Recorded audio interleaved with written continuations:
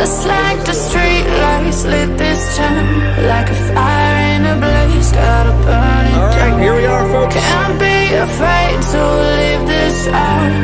We got this far, don't know how. I see danger in your eyes. They know we'll burn down the night. Coming just like the sunrise. You know that we gonna light it up tonight. We gonna light it up tonight. We gonna light it up just like the sunrise. We gonna light it up.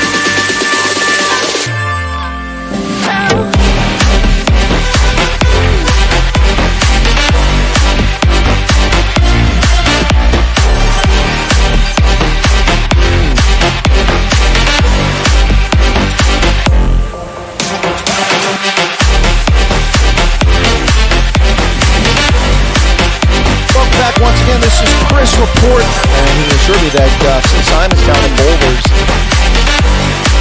folks, this is Chris Wyatt reporting from South Africa.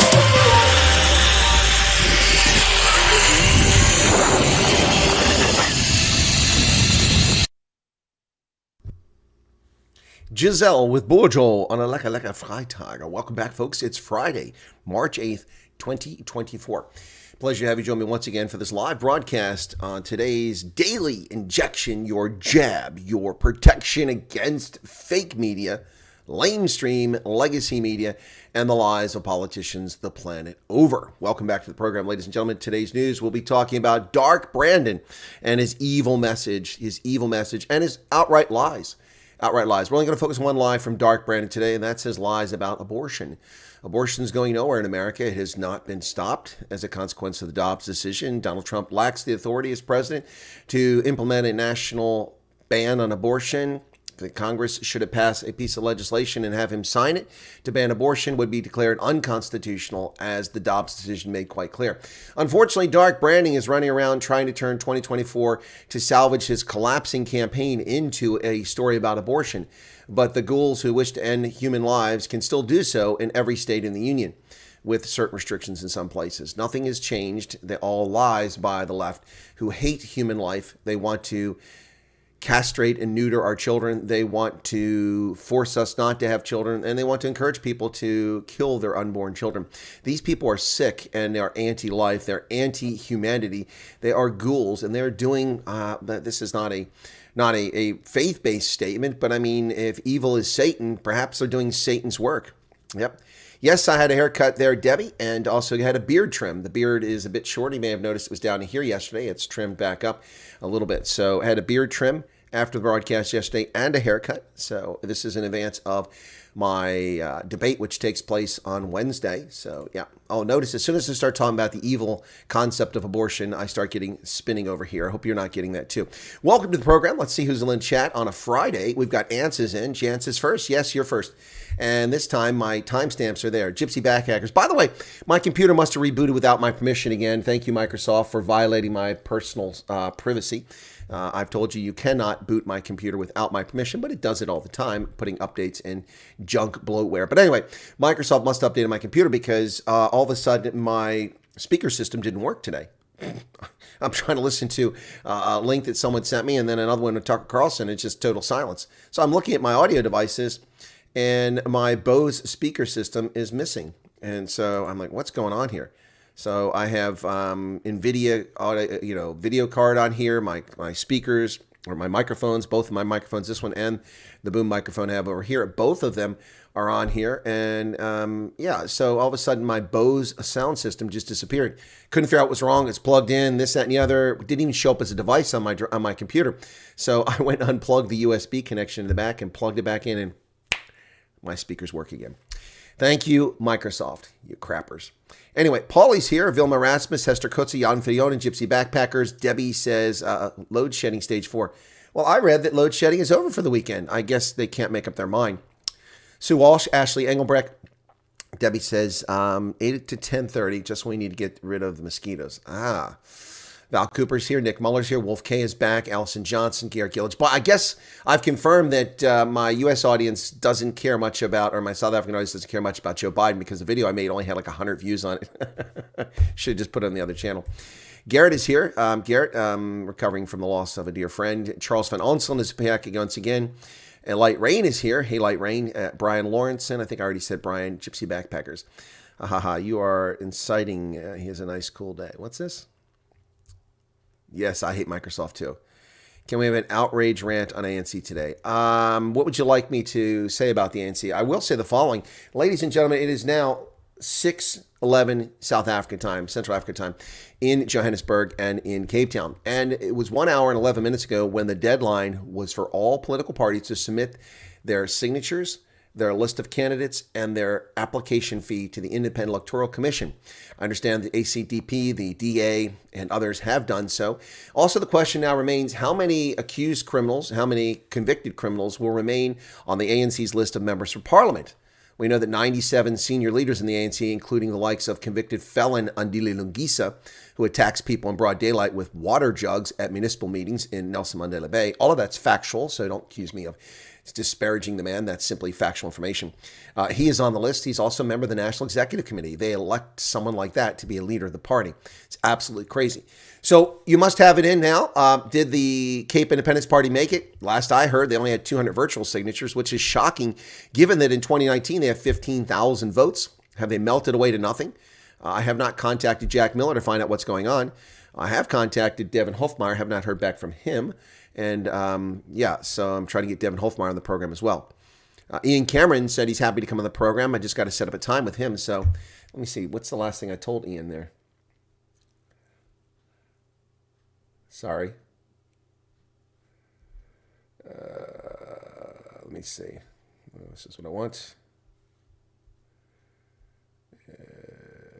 No, it didn't set up a time yet. Okay, so Ian Cameron, hope we'll have on the new DA member, and Devin Hofmeyer, UIM member. It's 6:22 in South Africa now. 6:22. No, it's not.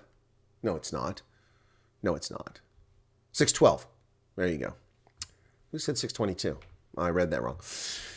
Biden's speech was African dictator tier. The Republican response was an easy slam dunk. Instead, they vomited. And I didn't see the Republican response. I didn't watch Dark Brandon's speech. I have no interest in whatsoever listening to this pathological liar. Anyway, so yeah, 18:13. There you go. 1 hour, 13 minutes. Well, it was 18:11 when I said that. You guys are a little behind your chat there. Anyway, folks, yeah, so Dark Brandon gets a speech out there, and I don't know what to say about it. I saw a few clips of it. I did watch the response from Tucker Carlson, which was interesting. Of course, that was when I was trying to get my speakers to work, so I didn't catch the very beginning. I did listen to about 11 minutes of a 16-minute speech. Remember the old, you had the phone to get the time. Yeah. The current time is 11:13 Eastern Standard Time. Well, a court has hit Police Minister Beckett Chile with a 93 million rand judgment. Now, I can't make out from this News 24 story whether it's a judgment against him personally or that the government will have to pay this for the cash in transit heists that were conducted by police officers. They held the police responsible and Beckett Chile responsible. Court slaps the minister with a 93 million bill over cash heist involving cops. A court has ruled the government must pay 93 million rand plus interest to Lloyd's of London. It found Police Minister Beckett Chile vicariously liable for a brazen heist involving 2 serving police officers. They were part of a 16-person gang that made off with 100 million in cash from a security company's vault back in 2014. Once again, we are only now dealing with crimes committed in 2012, 2013, and 2014, a decade later in South Africa. This is twisted. The corruption ANC accused, we're hearing cases against people like Zandile Gumede that go back a decade. It's insane. It's insane. The Pretoria High Court ordered the Minister of Safety and Security, Beckett Chile, to pay 93 million plus interest to Lloyd's of London. Now, the question is, does he have to pay it? Is he personally liable? Or is this the government that's going to have to foot the bill? I don't really know. It's not clear here. Judge Natvaral Ranshaud ruled that South African case law found the police liable in cases when officers had been involved in crimes, which is what happened here. So I suspect that the police are liable and not Beckett Chile himself. Pravin Gordhan, the do-nothing token Indian member of the South African cabinet, will find himself, well, is Naledi Pandor Indian? I think she's black, not Indian. But anyway, Pravin Gordhan, the pseudo-token member of the cabinet, will find himself retiring at the end of this year. And most South Africans will say, whew, not a decade too soon. Yeah, this useless minister who accomplishes virtually nothing and responsible for failed parastatals will retire after the elections. He oversees state entities including Eskom and Transnet. The anti-apartheid veteran has been in politics since the beginning of South Africa's democracy and previously served as finance minister. Yet another fossil from the old days who has done nothing in his life, just like Lindiwe Sisulu, never accomplished a single thing, or Busizivwe, or what's her name? Makwabani. No, I'm sorry, I got the wrong one. Yeah, Makwabani is the public prosecutor. I'm talking about the speaker. Anyway, yeah, they've never accomplished anything, never done anything in their life. Speaking of people that don't accomplish and do things in life, what about this guy? What about Jacob Zuma's former son-in-law? Yeah, the ex-son-in-law's in court over a Bentley, a Ferrari, and a Rolls-Royce. What a happy-looking couple they were once upon a time. Lonwabo Sambudla and Duduzile Zuma on their wedding day. He failed to pay 3.2 million rand for 3 luxury cars that he rents from Anglo Wealth Sharia. The financial service provider hauled him and his companies to court to compel them to return the cars with the keys to settle the debt. He's going to appeal. So there you go. He has a 2021 Bentley Flying Spur that's worth 4.3 million, and he hasn't paid 159,000 rand for rentals in October, November, December. Yep, according to court documents. Anglo Wealth Sharia brought the application on February 9th against Sambuda and his companies to compel them to disclose the whereabouts of the cars and return the vehicles. So, wow, they're just deadbeats, not paying their rent. How is that not even remotely a surprise? Johannesburg is headed for a full-blown catastrophe, according to a water activist. Well, I don't need to be an activist to tell you that this is a disaster in the High Veld. 2 power outages at the Eikenhof pump station led to a 5-day water outage. The city has been accused of not communicating with residents during the outage, a claim it denies. On Wednesday, the city told reporters that it plans for a second alternative cable for the problem not to reoccur. But this is the planning phase. Nothing has been done. Rand Water and Joburg Water's failure to adequately manage water resources has pushed our city to the edge. Indeed, it has. And many of my viewers here live in Joburg, and they're talking about not having water. Not having water. Taxi violence erupting at the Blue Route Mall in Cape Town. Roads blocked after standstill. Yasmin Jacobs reports today that members of the public have urged to avoid the Blue Route Mall earlier today and surrounds after reports of taxi violence emerged this afternoon. According to reports, it's believed that minibus taxis were blocking Tokai Road with more taxis arriving on the scene. Members of the public were unable to leave nor go into the area. According to witnesses, shots were being fired and police arrived on the scene and they closed the road from Main Road into the M3. Wow. Man, it's just like the Wild West out there, isn't it? Wild West. Hey, Marilyn, have you got water? Have you got water? Elections 2024. As I said, the window has closed now for parties to submit their signatures, their fee, and their list of selectees that you don't get to vote for. That was at 5 p.m., 1 hour and 20 minutes ago. Several parties, including the Democratic Alliance, the African Christian Democratic Party, and the new kid on the Bossa, submitted their list of potential members of parliament and members of the provincial legislature. This week, Action SA confirmed it concluded submissions to offer an alternative for all South Africans. Yep. The ANC's National Executive Committee met Thursday afternoon to finalize its list. We don't know the status of the list it turned in, but they must turn these in. More than 300 political parties are expected to contest these elections. The IEC registered Umkhonto we Sizwe party spent the past few days putting out fire stemming from a comment made by its founder about the registration process. He labeled it as an attempt to infiltrate the party, but his comments were widely rejected by the party. Yep. Wow. The IFP will contest in all 9 provinces and have submitted their regional and national list. ACDP leader Reverend Kenneth Mashwe said that all systems are go for the party to contest the elections after submitting his list of candidates to the IEC at 9 o'clock Thursday evening. Speaking ahead of the ACDP's manifesto launch in Joburg this weekend, Mashwe added, in terms of our candidate list, you can look forward to people who will be productive, people who are not going to be thieves, who will not loot, but people who will serve constituencies and the people of South Africa respect.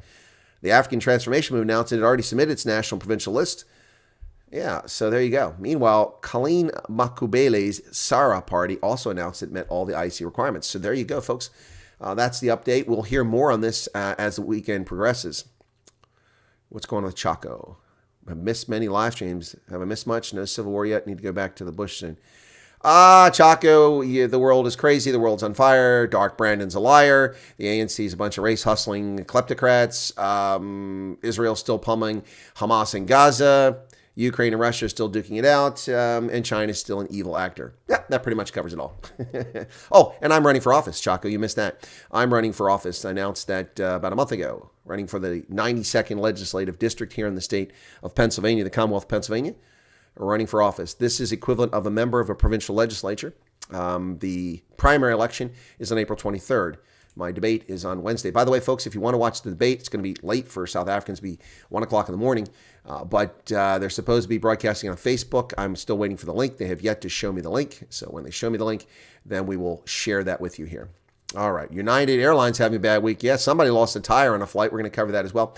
Escom burnt through. Whoops. What's going on there? Sorry about that, folks. My goodness. I need a producer. It just does this for me, not just me. Right. Escom burning through 2.33 billion rand per month on diesel. That's enough to fill up the 1.3 million for Toyota Fortuner fuel tanks. Wow. Every month. Escom overspent on diesel for its open cycle gas turbines in the fiscal year, saying it marginally exceeded its budget, but it's spending 2.33 billion on diesel every single month. That's $150 million buying diesel fuel because they're incompetent and they're corrupt and they've destroyed the infrastructure. Wow. Hey, Christine's back. Well, has Sheikh Shabir Sheikh joined Zuma's MK party? One spokesman said, yes, he has. But another says, no, he hasn't. I thought he was dead. I'm sorry. I thought that Shabir Sheikh was released for humanitarian grounds because he was with a terminal illness over 10 years ago. But apparently now he's healthy enough not just to play golf all week, but also now once again return to the fold for Jacob Zuma. Or is he?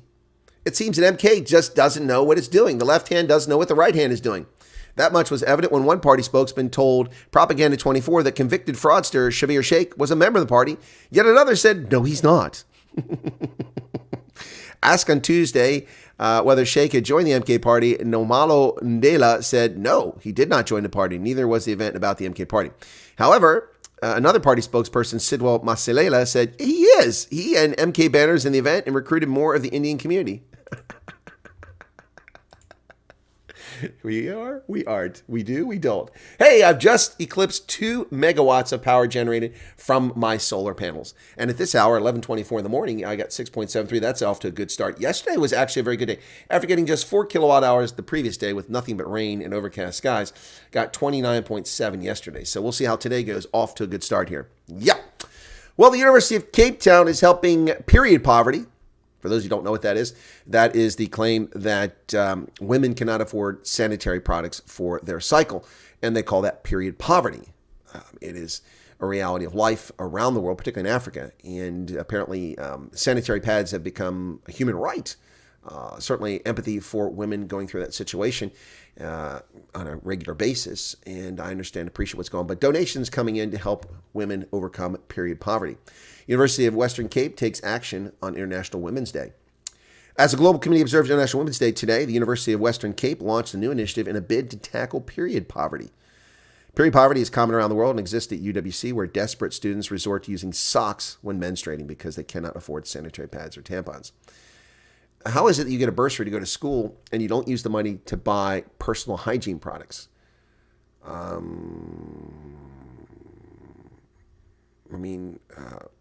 I bought shampoo and toothpaste and deodorant and other personal hygiene products when I went to university. How many of these students that are suffering from period poverty have mascara and get manicures and pedicures and put on face paint? Just a question. I'm not criticizing, just asking a question. The priority should be for their sanitary pads, one would think. Yes, but it's generous of people to donate those products to help those out who are less fortunate. It is helpful. United States data center is moving to South Africa, setting up a base there. Equinix, a U.S.-based data center giant, has confirmed that it's on track to launch its first facility in June of this year. In December 2022, they announced they invested 160 million, at the time 2.8 billion rand, to launch a data center in Joburg. We're happy with the progress to date, and we're on track to open in June, said the managing director of South Africa, Sandile Dube. How is he the managing director when it's an American company? Was there a requirement for pigmentation-based equity? Is that what happened? Or they just hire local people who know what they're doing? That's probably the case. Let's hope that's the case. But whatever the case is, good luck to Sandile Dube. You'll need to spend a fortune on your own electricity, your own security, and good luck getting people who aren't sick and absent all the time. That's going to be a challenge for you. But American data giant sets up a base in Africa. Over 600 million rand squandered on incomplete and abandoned government building projects in Gauteng province alone. The Gauteng provincial legislature wants answers from departments over the mounting number of delayed, abandoned, or incomplete government infrastructure projects in the education and health sectors especially. Numerous incomplete infrastructure projects across the province have been delayed for years. Millions of rand have been spent on projects either incomplete or abandoned, wrote the committee at the end of last year. Well, of course they are. It's the ANC. This is all BEE. This is simply grifting money to your friends and partners. That's what it is, folks. That's what it is. I mean, there's no question here. You don't even have to do an investigation to know that the ANC is corrupt, and that's why these building projects aren't getting done, by and large. Well, Zimbabwe owes 160 billion rand in debt. So the United States lifted its restrictions against most state-owned enterprises and government officials in Zimbabwe in a gesture of confidence in an effort to try to convince the corrupt, human rights violating, thieving kleptocracy of ZANU-PF to behave itself and start, stop oppressing Zimbabweans. So Crooked Joe, Dark Brandon's little plan to make Zimbabwe behave, which is a silly and foolish, naive plan. With one hand, they remove the restrictions or sanctions. And with the other hand, they say, we are pulling out of the African Development Bank. Hey, Chaco.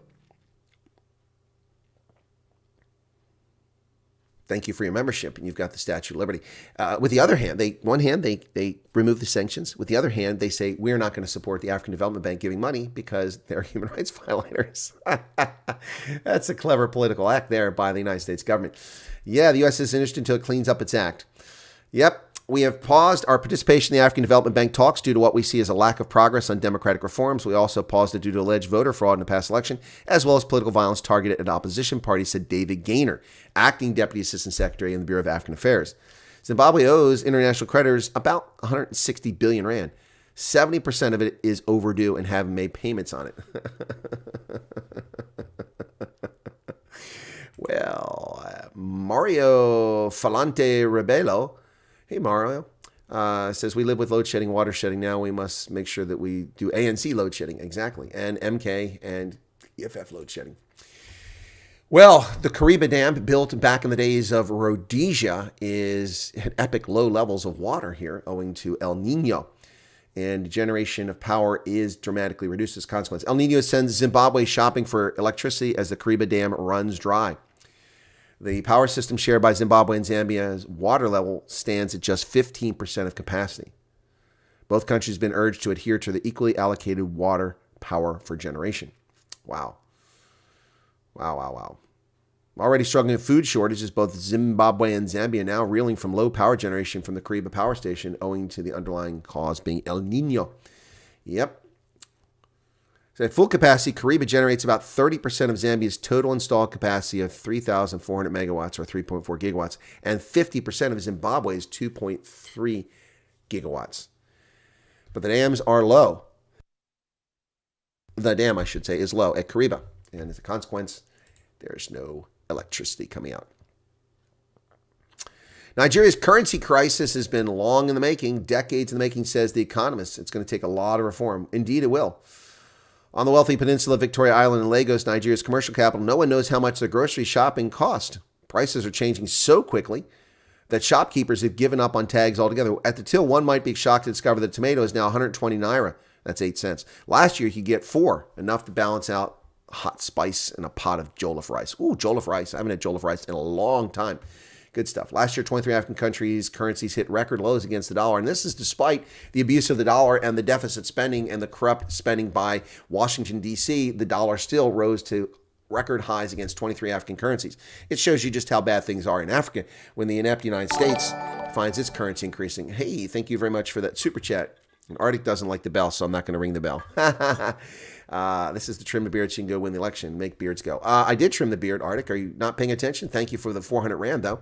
I did trim the beard, and the haircut also got. So we'll see. All right.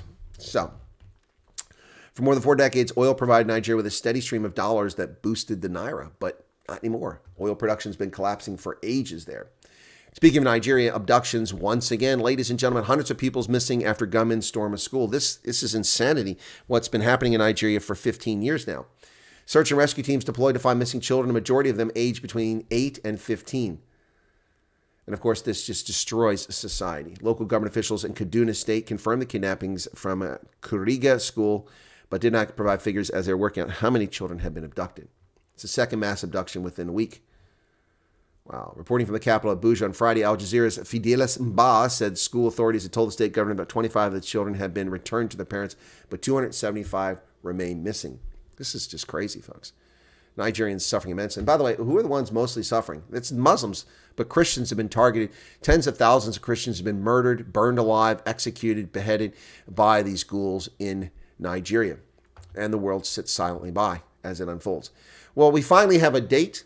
It's set. Macky Sall, who tried to disrupt the political process for his successor in Senegal, delayed the election illegally, unconstitutionally, and then that was declared unconstitutional, so he set a date of 24 March, but the government had set the date of 31 March. Now we're going to go 24 March. So Senegal will hold its elections on 24 March.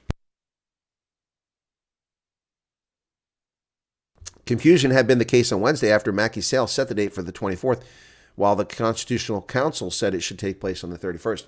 On Thursday, the council said it had merely compensated for the inertia of the administration by announcing a March 31st election date, but suggested that in the meantime, the executive had remedied the situation by calling for the election on March 24th. So there you go. March 24th will be the election in Senegal. Senior U.S. general now in charge of the US-Africa Command, of course, in the systemically racist country of America, where racism is rampant and government hires are unfair. The second of 6 Africa Command commanders happens to be black, the initial one, Kip Ward, and now this gentleman, Michael Langley, another black officer, 4-star. Wow, that systemic racism is really brutal here. Another black officer in charge of Africa Command. Of 6 commanders, that makes 1/3 of the commanders, or 33%. The number of officers in the U.S. Army, which Kip Ward was in, who are black, is about 6.7. The number of officers who are black in the U.S. Marine Corps, I don't know that figure, but it's similar.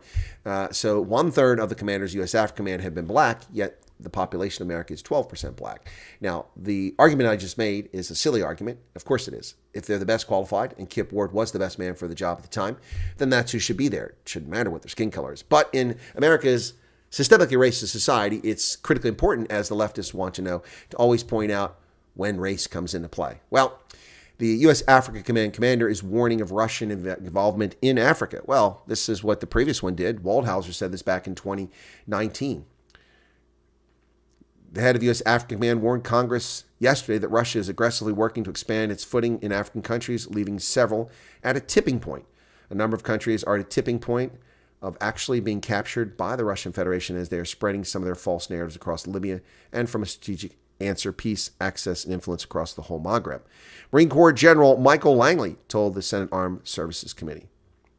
That's NATO's southern flank. We need to be able to maintain access and influence across the Maghreb from Morocco all the way to Libya. Hundreds of U.S. service members now in Africa, according to African Command. Officials have warned for years that both Russia and China are seeking to tighten their grips. Former head of the U.S. Africa Command, General Thomas Waldhauser, said in 2019 that Russia is using mercenaries. Well, we know that. But there you go.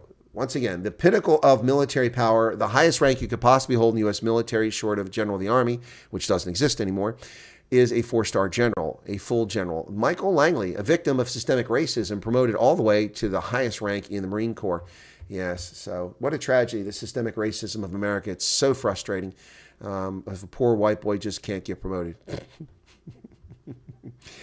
Article 23, Hong Kong going through more repression. Hong Kong's government Friday unveiled a proposed national security bill following a month-long public consultation that ended this past week. City leaders want it to be swiftly passed, potentially within weeks, to make it more in line with the Chi-Coms to persecute and punish anyone who dares raise their hand against the corrupt commies. Yep, some lawyers analyzing the draft said at first glance elements of revised statements for the offenses are similar to Western ones, but some provisions, such as those for sedition and state secrets, were broader and potentially tougher. Yeah. The bill includes sentences up to life imprisonment for treason, insurrection, sabotage, and mutiny, all of which can obviously, except for mutiny or sabotage, can be, subjective. 20 years for espionage, 10 years for crimes linked to state secrets and sedition, while noting that Hong Kong's freedom of expression and other rights. Yeah, there's no freedom of expression or rights. Hong Kong residents have been crushed by the commies.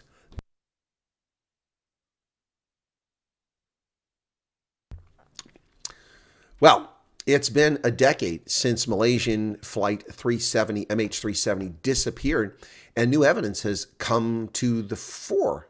Oh, look at this. Wow, folks, a decade later. Flight documents show that extra fuel and oxygen were added at the last minute, proving the pilot intended to change route and crash the jet.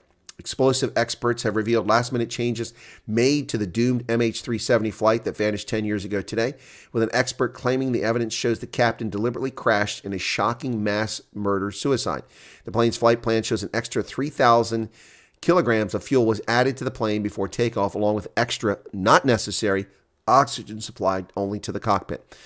Speaking to The Sun, Boeing 777 pilot Simon Hardy said the new details could be proof that MH370 captain Zahari Ahmed Shah planned the disappearance that continues to baffle experts. It's an incredible coincidence that just before the aircraft disappears forever, one of the last things that was done, as the engineer says, nil, noted, no oxygen added, then someone else gets on board and says it's a bit low.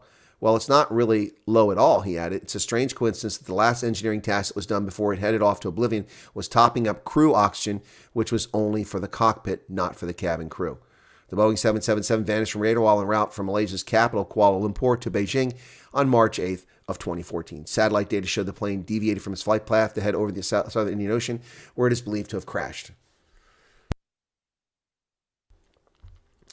And there's the captain. Debris confirmed or believed to be from the aircraft has since washed up along the African coast and on islands in the Indian Ocean. If you went flaps down, there has to be someone there putting the flaps down. If the flaps were down, there's a liquid fuel, then someone is moving a lever, and it's someone who knows what they're doing. All points to the same scenario. One of the most enduring theories is centered on the pilot, Zaria Ahmed Shah, and suggestions the disappearance was a deliberate act because he was facing personal problems. They claim he split from his wife. So we still don't know what happened, but now new evidence says that oxygen was added to the cockpit, not necessary, and additional fuel, which would have given the aircraft another approximately 30 minutes to fly.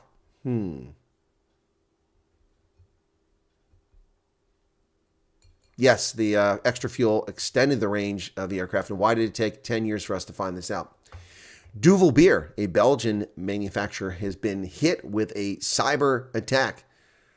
Ransomware. Production of 4 breweries owned by Belgian beer firm Duvel was ground to a halt after a cyber attack. 5 of its production facilities were shut down. 1 is back online. They are unable to give details as the investigation into the cause of the cyber attack is ongoing. The built-in command systems, alarms, and the IT system work well. Their IT department was immediately informed of the attack. Servers were shut down, and it shut down production at 4 Belgian production sites and 1 production site in Kansas City, Missouri. Didn't even know that we were making Duvel beer here in the United States. Well, Ireland has a very confusing effort to change its constitution. 2 recent referendums, one that allowed abortion, shockingly, in the deeply devout Catholic country, and another one passed in recent years. However, 2 current measures are confusing the public. Ireland to vote in the Women in the Home referendums amid apathy and confusion. What appeared to be a relatively low-stakes amendments could turn into embarrassing defeat for the government. When the Irish government announced it would hold 2 referendums on International Women's Day, it billed the votes as opportunities to embed inclusivity and equality in a constitution that dates from 1937. Voters are asked today to delete Article 41.2, the so-called Women in the Home provision, and enshrine 2 proposed amendments on care and family.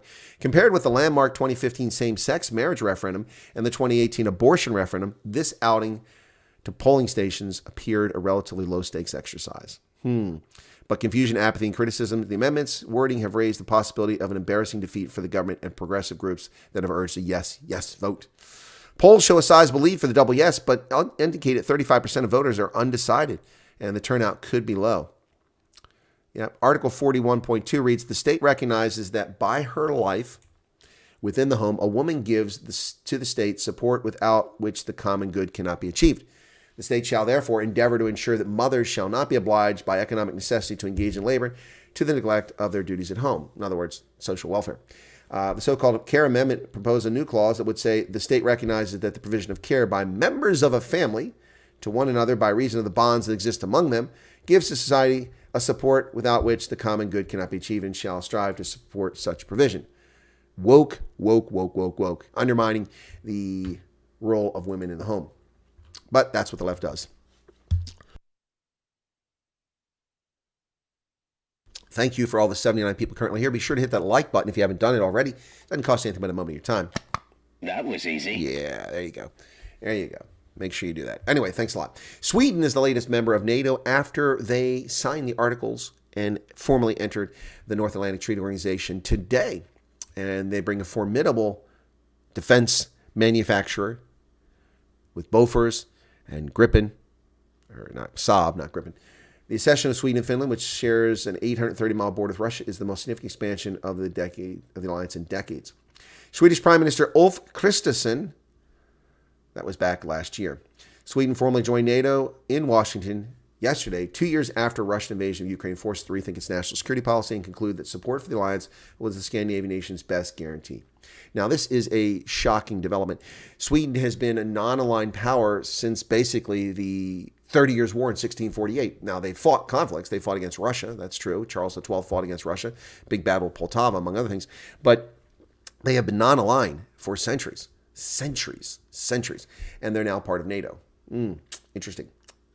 Sweden is a safer country today than we were yesterday, said the Prime Minister. No, it's not. Now you're in Russia's crosshairs.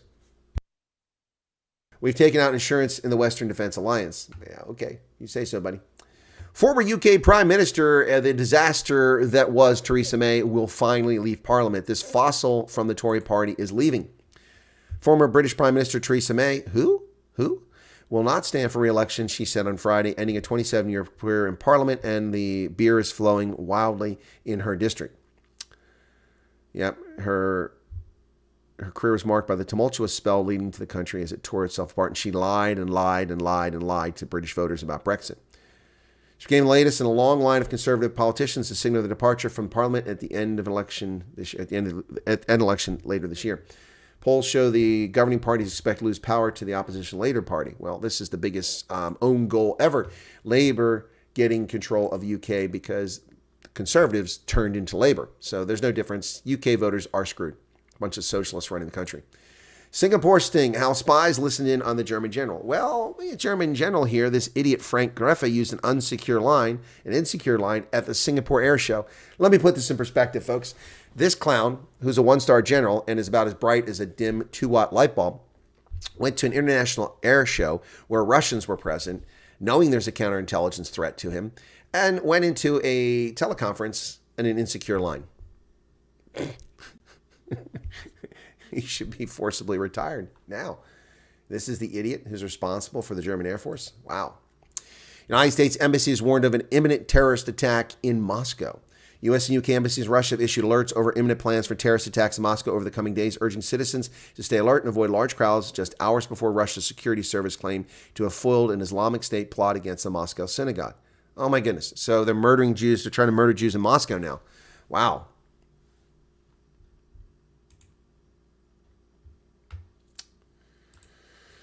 Well, Dark Brandon. Oh, they changed it again. Washington Times always doing this. They change again. This initially said a dark message from, and I want to do a dark Biden thing here, a dark Brandon, but the Washington Times changed their headline again. They're always doing this evil. Biden outlines divide with Republicans, embraces age, depicts Trump as a threat to integrity, but that's not what the headline was an hour ago. Yeah, he tried to bring as much passion and vigor as he could muster for the hour-plus annual address, with polls showing that more than three-quarters of Americans believe that he's too old to be effective. The demonic leftists who sit in Parliament all wore white once again. I don't know what that's all about. I do know what it's about, but I'm not going to elaborate on it.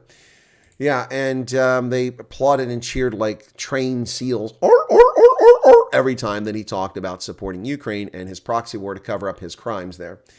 Well, I told you right here, if you're a New Yorker or anyone going into Manhattan, I told you that what Governor Kathy Hochul is doing is unconstitutional. She has no authority whatsoever to do it, and that specifically is the use of the National Guard to search people's bags in subways. That's illegal. It's an unconstitutional act. It is a violation of the Fourth Amendment in the Bill of Rights of unreasonable search and seizure. The government has no basis for searching your bag, and you can tell them to get stuffed, foot sec. And that's what the New York Times actually reports accurately today. The New York Times is shocking me with the amount of times that it's actually reporting news of late. Is the New York Times on a path to actually be a newspaper instead of a propaganda outlet? Well, it's certainly better than the Washington Post these days. I just have to say that this is shocking when they report the truth. But it's still inconsistent. Governor Kathy Hochul, the fraud, would not say how long she planned to keep hundreds of soldiers and state police officers in the subway system. Soon after she announced she would be deploying hundreds of members of the National Guard, 750, and state police to help conduct bag checks, New York City subway system, questions began to emerge about how the plan would work. How long will the Guard be doing this? Is it a violation of rights? What happens if you refuse to have your bag checked? Here are some of the answers. Well, I've already given you the answer. You can refuse. You can tell them to get stuffed, and there's nothing you can do about it. Under the Fourth Amendment, which guarantees the right to protection from unreasonable searches and seizures, a rider can decline a bag search if the police do not have a reasonable suspicion that the rider has done something illegal or is carrying a weapon.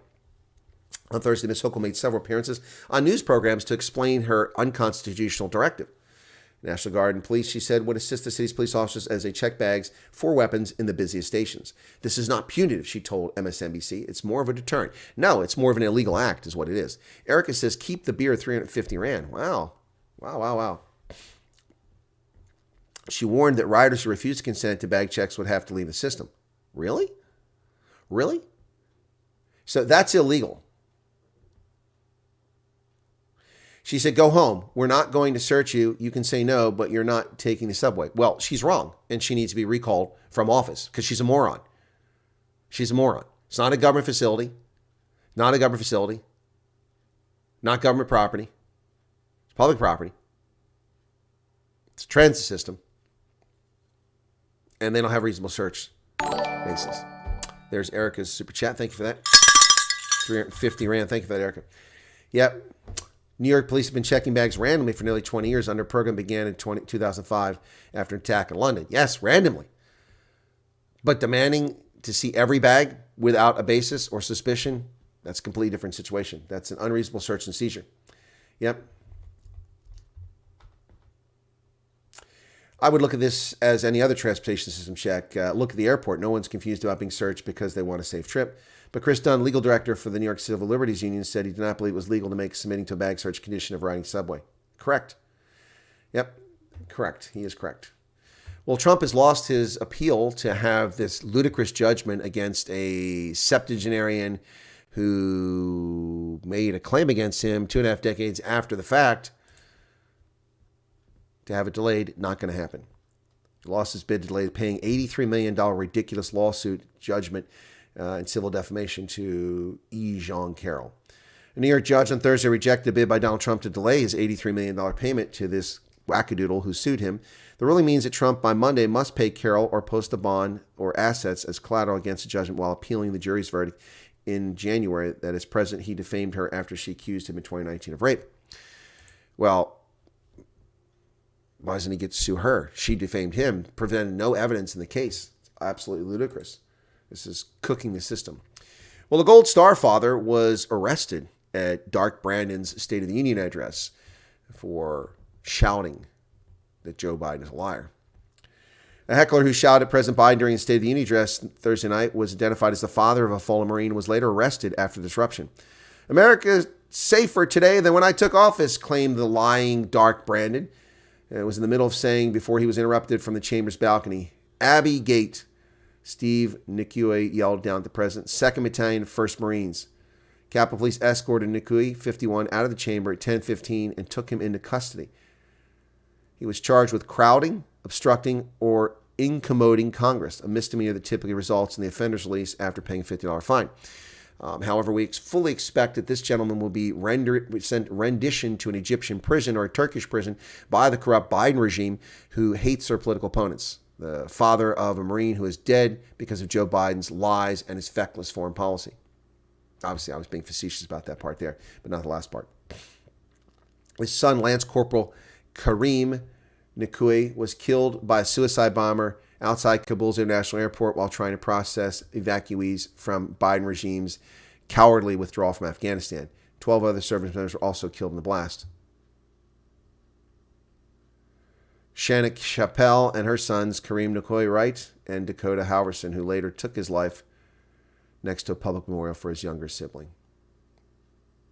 Two Gold Star fathers told the Post in an interview before Biden's speech the president should expect harsh words over the catastrophe. There's been other people that have confirmed that information that Biden knew damn good and well that Afghanistan was going to fall. Calling it an epic screw-up. I suspect tonight there's going to be a lot of heckling. Representative Darrell Issa of California told the Post he's offered private meetings with several Gold Star families that the White House has been rebuffed. Public polling shows Biden's approval rating dipped underwater beginning August 2021 and has never returned to net positive because he's a criminal, illegitimate, fraudulent president and a man who's led the world into chaos. So a Gold Star father whose son's life was exterminated by Biden's lies and cowardice yelled at him from the balcony. Members of Congress yell at the president from the balcony and boo, but they're not arrested. The audacity. Look, it's one thing for him to be impolite and for Capitol Police to escort him from the chamber and then send him out of the building. That's one thing. But to arrest him? This is a sick country. When Joe Biden murders service members through his stupidity and then their parents are angry about it and they're arrested for it.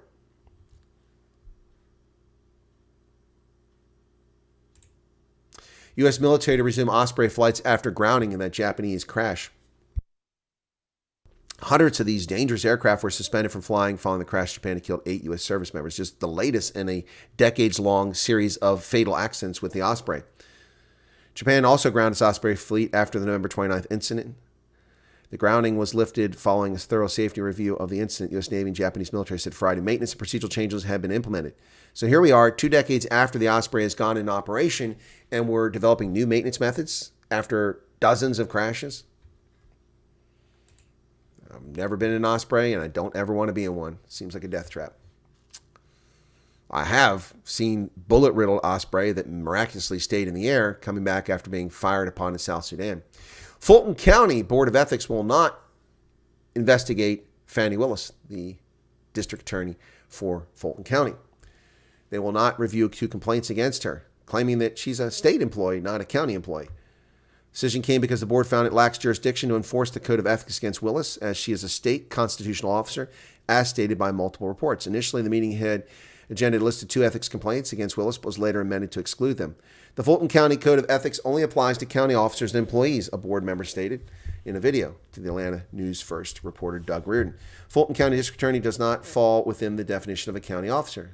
I'm sorry, I'm a little confused.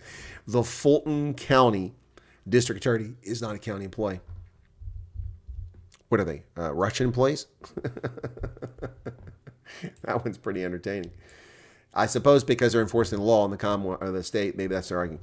Well, a tire falls off a United flight departing San Francisco International Airport. I don't mean to laugh, folks, but this is getting crazy. It crushed several vehicles in a parking lot. This is insane. A tire fell off a United Airlines flight departing from San Francisco en route to Osaka yesterday morning. At approximately 11:35 Pacific Standard Time, United Flight 35 departed Osaka, lost a portion of landing gear tire during a takeoff. The tire debris landed in one of the airport's employee parking lots.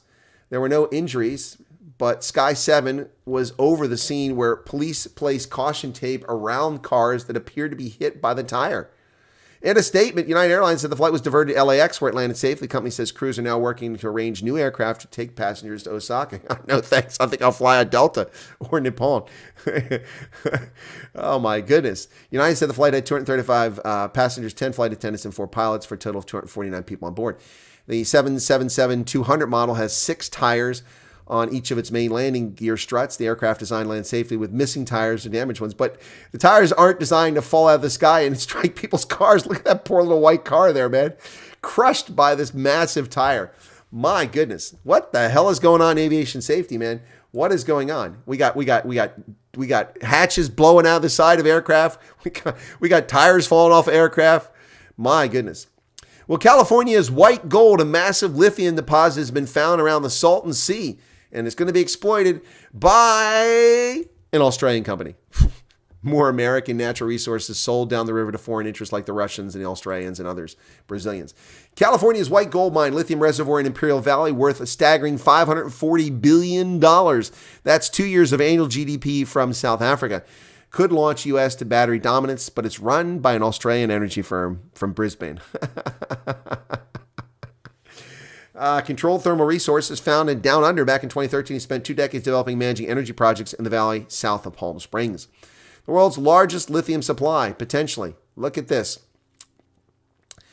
It could contain 18 million tons of lithium. That's enough to make 357 million toxic, environmentally dangerous electric vehicle batteries.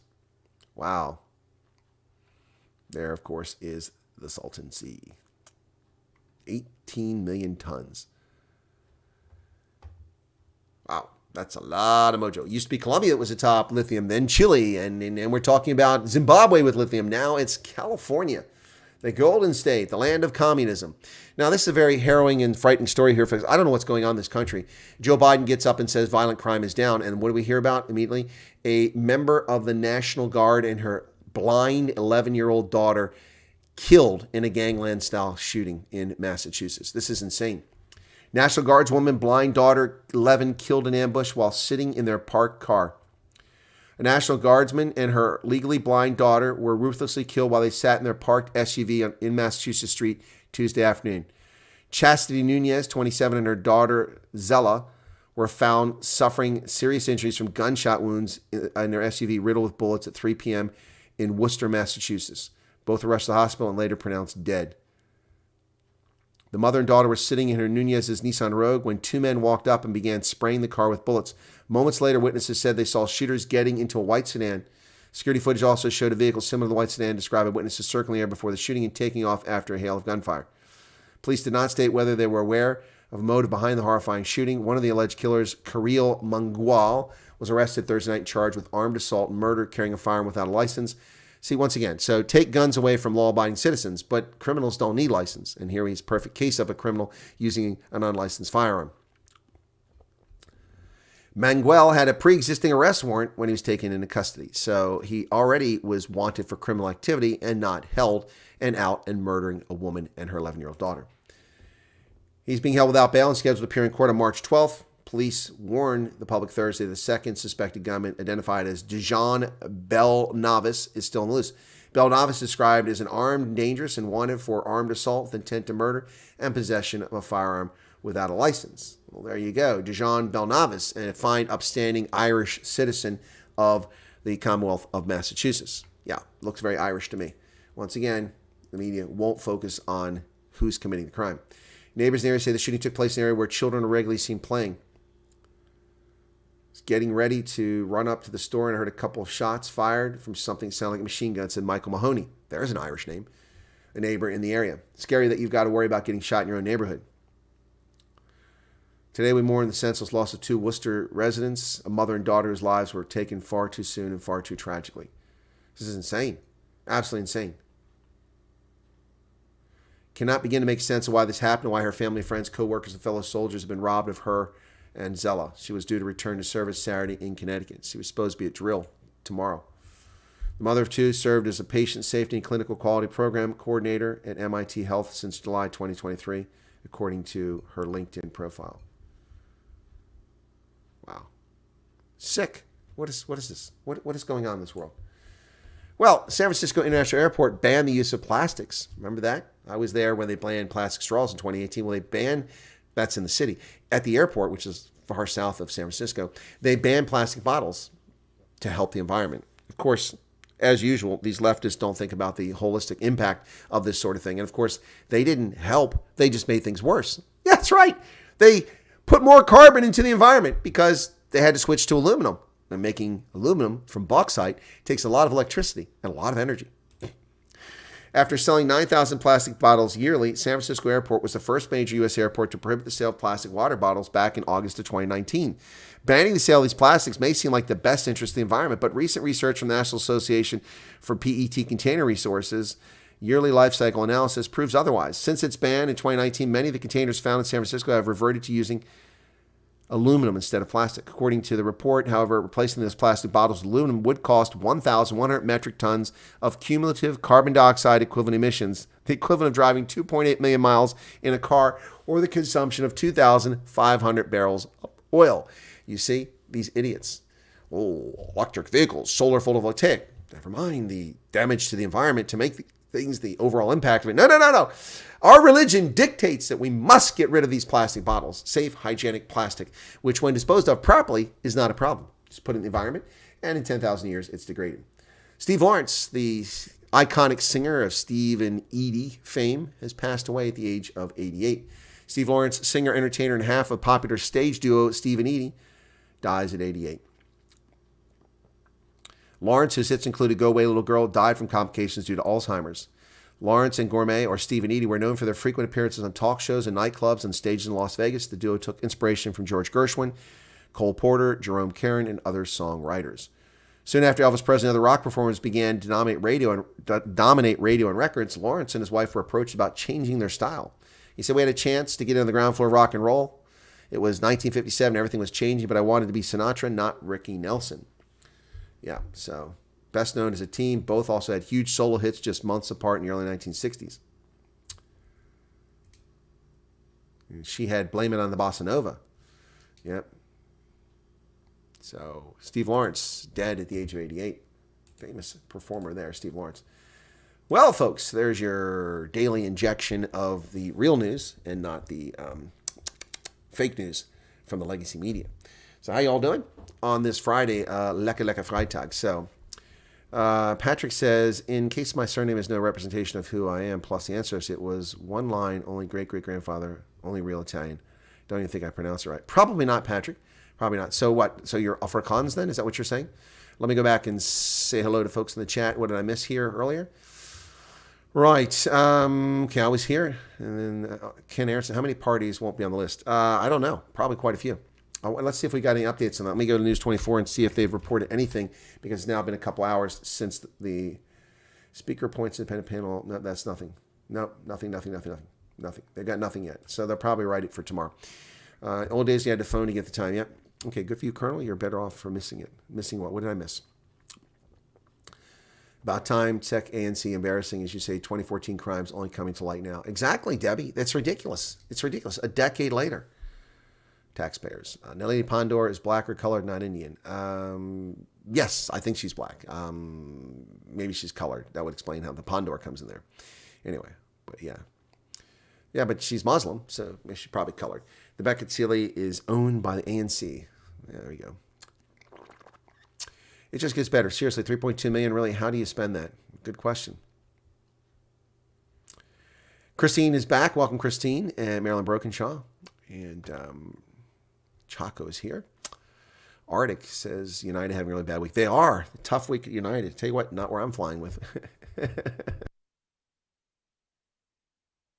And Christine's congratulating me. Thank you for that. Considering that Miracle Sport just can't afford it. What sport is that? Is that golf? Oh, it's golf. I think it's golf. Chaco says, good luck. I hope you'll do great. Yeah. Republican, I hope. Well, I don't have a choice. I mean, I couldn't possibly be a Democrat. So, yes, I'm running for the Republican nomination. By the way, I could show you guys my website if you're curious. Let me do that. Here you go. So, here you go. The website is up, so let me bring that bad boy up here. I'll get back to the chat. So, here's my website. It's chriswyatt4pa.com. There you go. Okay.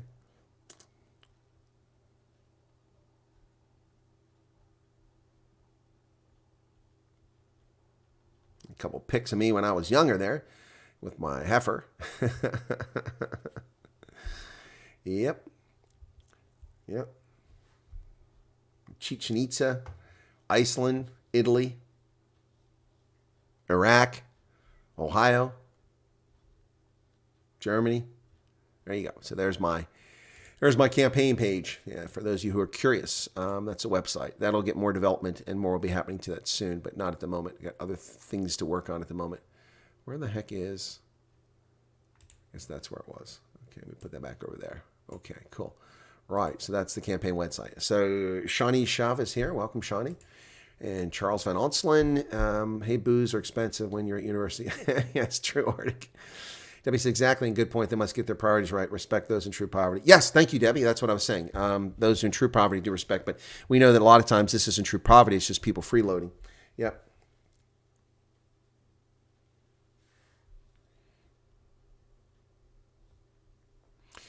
That helps a lot given the fact that parents are selling their children. Oh, yeah. Grown Rizla's here. Says, just got here and the first words I hear was sanitary pads. Well, we bring you the news, whether we like it or not. It's not the first time someone in South Africa sold their children. We see it all the time.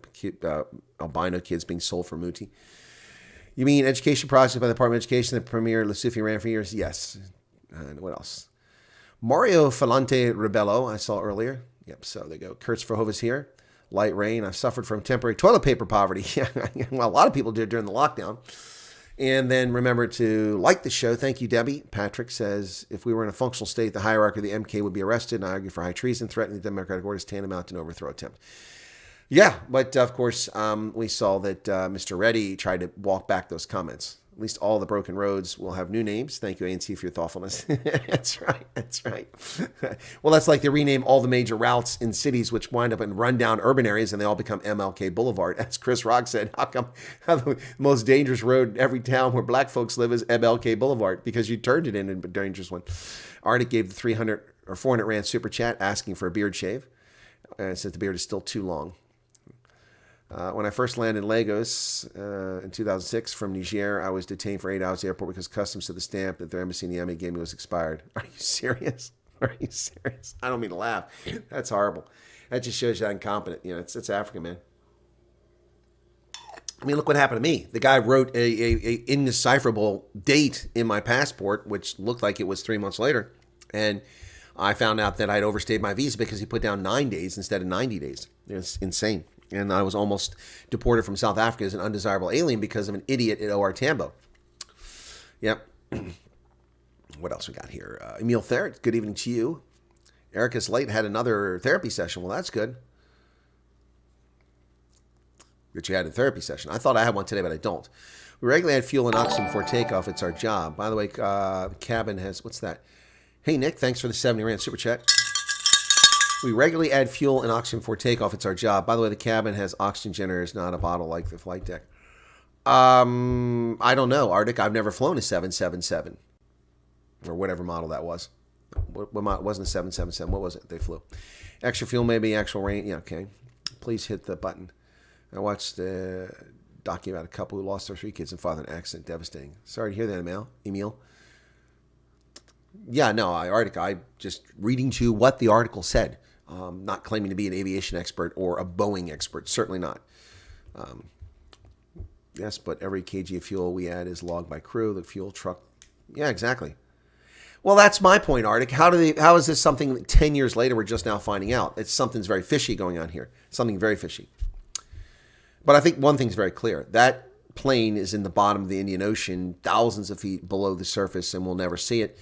The evidence being that the tips of the wings had floated to the coast of Africa, and they were able to trace the serial number on those 3 pieces that confirm were from that plane. So there's no question that it was crashed, intentionally or otherwise, into the Indian Ocean.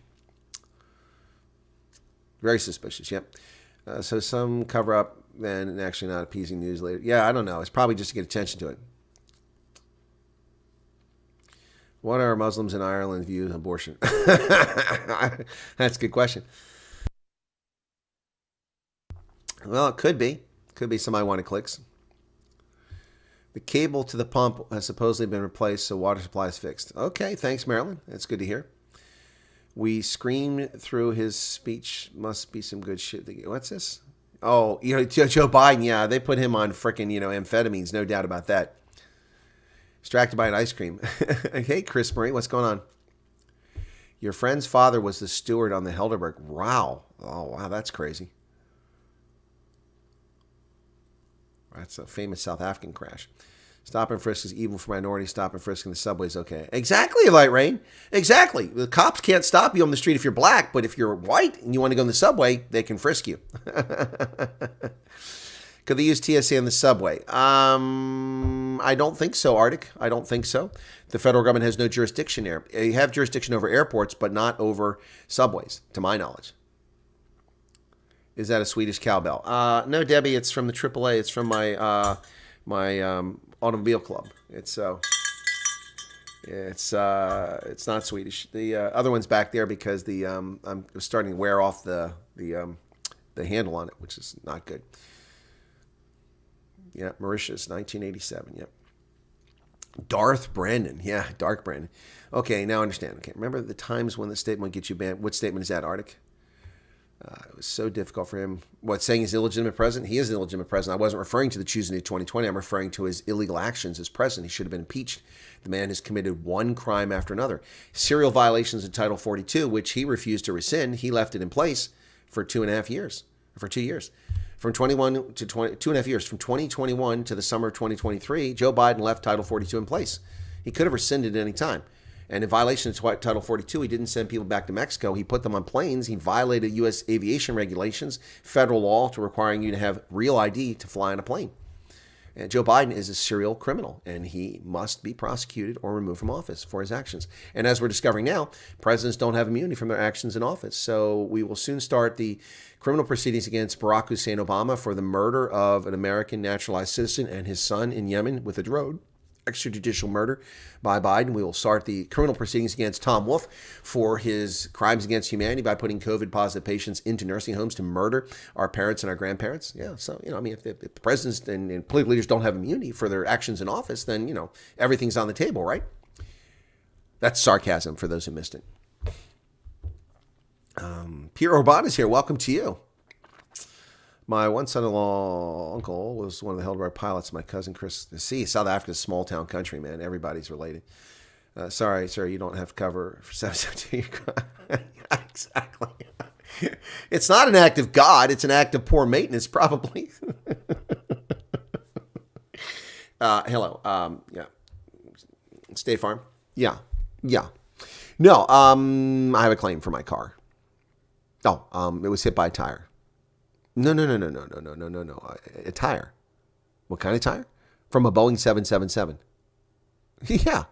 What do you mean it's not covered? Yeah, it don't have a rider for, parts flying off of commercial flights?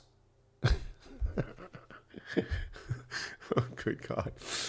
I was traveling to Chicago in 1988 when the Pan Am flight exploded over Lockerbie. Oh, they didn't know what airline you're on. Yeah, that would have been scary, Debbie. Wow. Final destination people out there, talk about when it's your time to go. It's your time. Yep. More for the poor sea creatures. Yep. Nick Groves is late. Nick, you change your avatar. Charles Van Altelen. What else? Dark Star's here. Hey, Dark Star. How's it going? No doubt you'll win the run for office.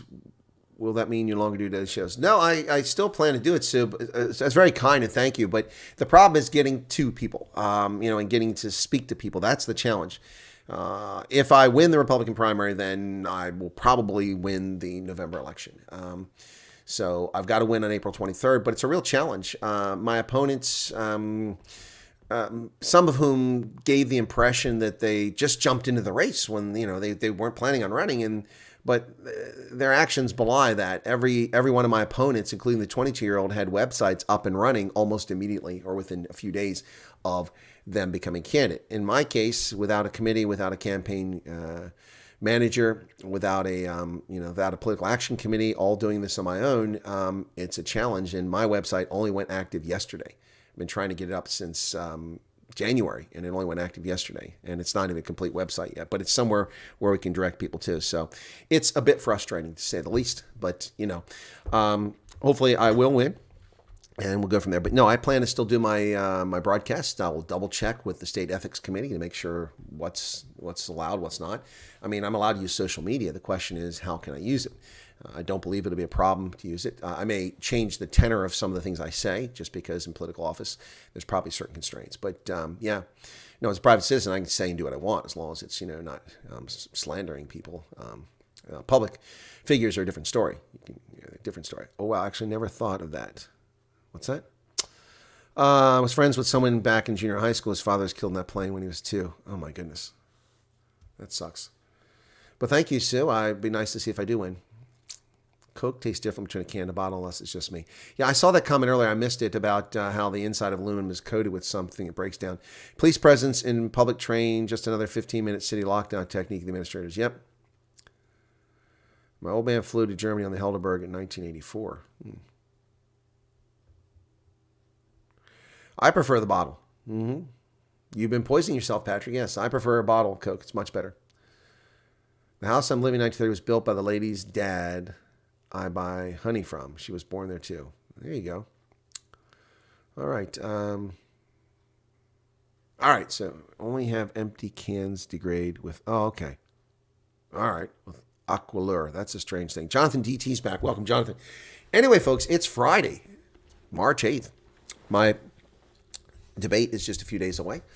So prepping for that, getting some things together for that. Also today, I'm going to go out and knock on some doors. We'll see how that goes. Had a little trouble with it yesterday. Did work out quite well because I had wrong information. Today I've got the correct information. I narrowed it down.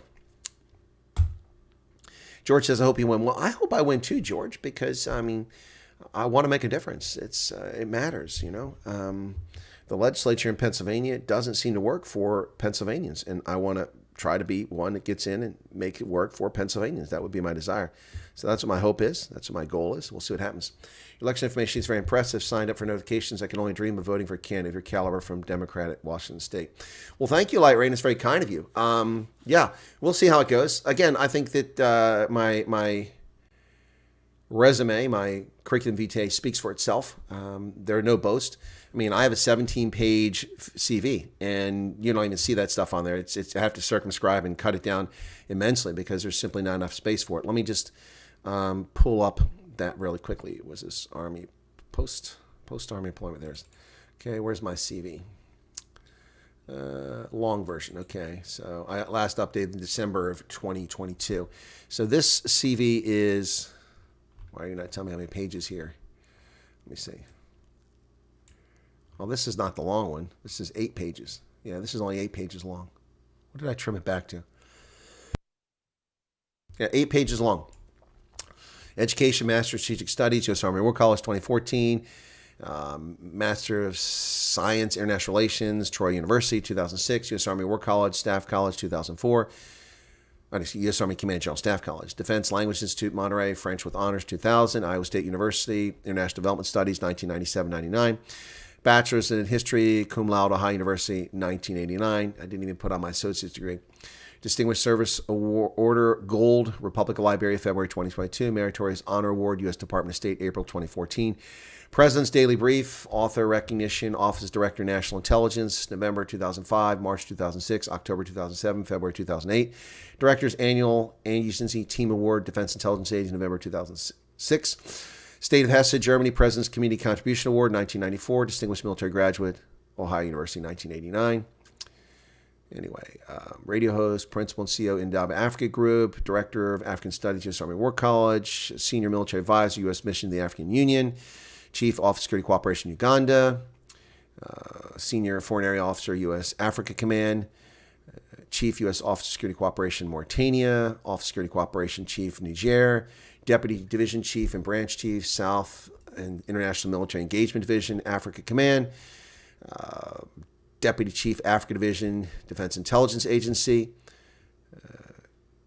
Southern and Central Africa Branch Chief, Defense Intelligence Agency, Senior Africa Analyst, Defense Intelligence Agency, Chief of Staff for Cryptologic Mission Management, the National Security Agency, Executive Officer for the Cryptologic Mission Management Strategic Partners Initiative, National Security Agency, Cryptologic Mission Management Liaison Officer, National Security Agency, Foreign Area Officer, U.S. Embassy, Tunisia, Commander, Vicenza Military Intelligence Detachment, Italy, Counterintelligence Coordinating Authority, Task Force Eagle, Tuzla, Bosnia-Herzegovina, Assistant Professor of Military Science, Iowa State University, Brigade Intelligence Officer, 4th Brigade, 1st Armored Division, Hanau, Battalion Intelligence Officer, 3rd Battalion, 8th Cavalry, Gelnhausen, Assistant Battalion Intelligence Officer, 3rd Battalion, 8th Cavalry.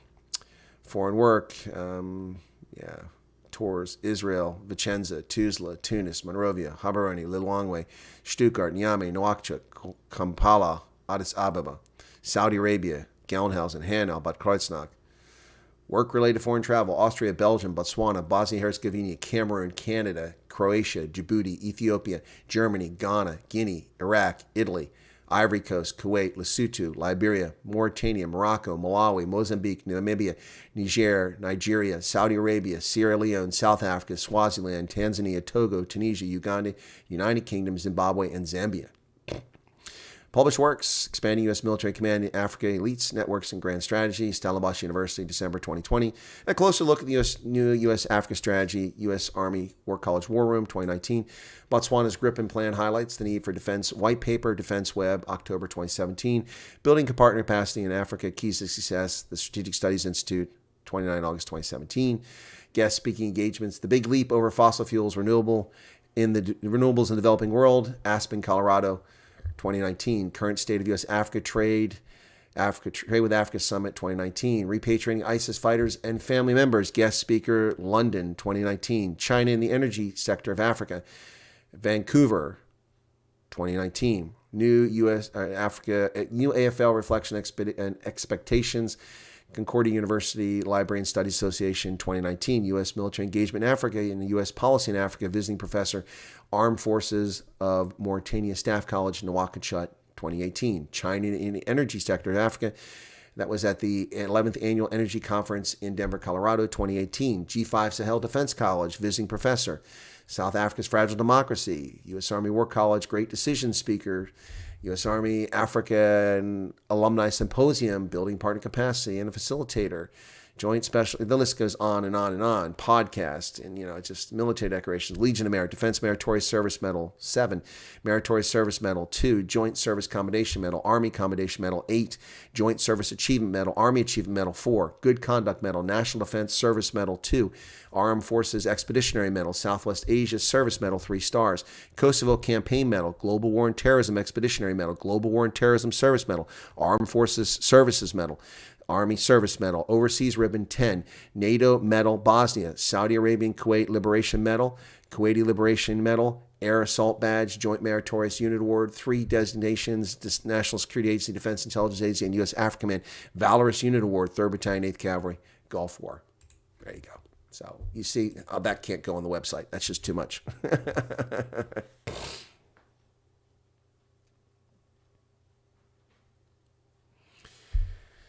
I'm not sure what you're referring to there, Patrick. I read to you a news report. I didn't write it.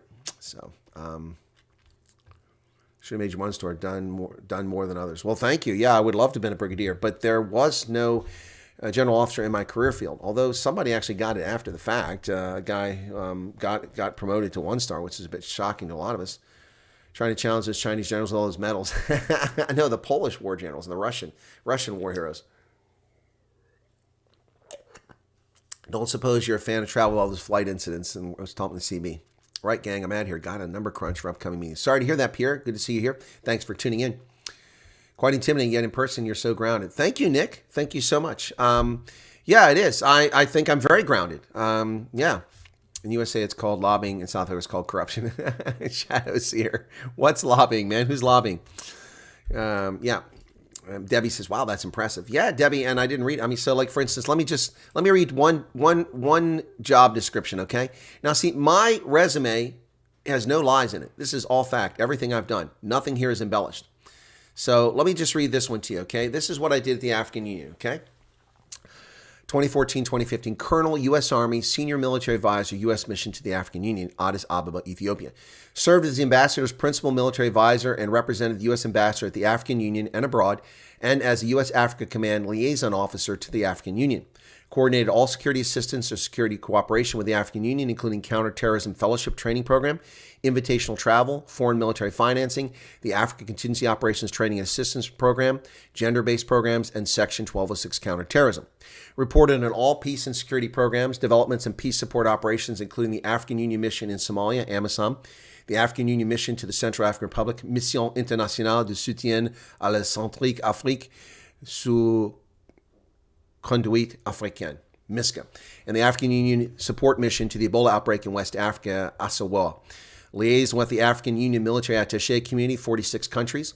Worked directly with the African Union Peace and Security Council, the Peace Support Operations Division, and the AMISOM Military Operations Coordination Committee. Developed programs to support for gender integration, security sector reform, DDR, disarmament, demobilization, reintegration programs, military exercises, counterterrorism, coordination with NATO and the African Union Peace Support Structure, the African Standby Force, ASF, and the African Capacity for Immediate Response to Crisis, or ACERC. That is what I did at Ethiopia, and that's just a piece of it. Those are the big things, yep. Has the U.S. Army got the rank of Lieutenant Colonel? Yes, George. You have Major, Lieutenant Colonel, then Full Colonel. Yep. All right, so there you go. I think if you were referring to me regarding you didn't know what I was saying, I was sorry. Oh, sorry. Yeah, Patrick, I thought you were talking to me. No, I was reading the news. I was just reading the news. Yep. I feel a Friday salute. Keep that Colonel Pimp hand sharp. Yeah, no, it's, listen, one of the things really cool before we wrap up today that about the campaigning thing, regardless of whether I win or not, is I've met some really interesting people, and it's kind of nice. Kind of nice. Oh, that's why he's saying keep the hand ready. So we got the gifted memberships coming. Alan Kotza, Yvonne, Galactic, Mr. Punisher, and YS. Okay, here we go. Here we go. So these are people that are watching the program. So as soon as they come up, there we go. Alan Kotza has become a member. Alan, yeah. Well, you've got the membership gift from Nick. Thank you for that, Nick. And then who's up next? Is it Yvonne? Do you think you'll have... Mr. Punisher. You have to shave the beard. My political science cousin believes Biden will win by a similar margin. I don't know. Hey, I'm too concerned with May elections. Yeah, I know, Shadow. I'm concerned with April's election right now. And then May. YS, there you go. So, cool beans. Any chance you knew Joe Fester? I don't know who Joe Fester is. Sorry, Christian. Yvonne?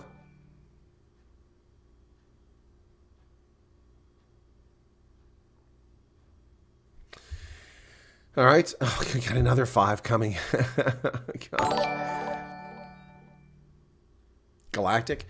All right. Yeah. So, no, I don't know. I've the beard keeps getting shorter, so we'll see. But I mean, a lot of people really love the beard. It's epic. It gets a lot of attention.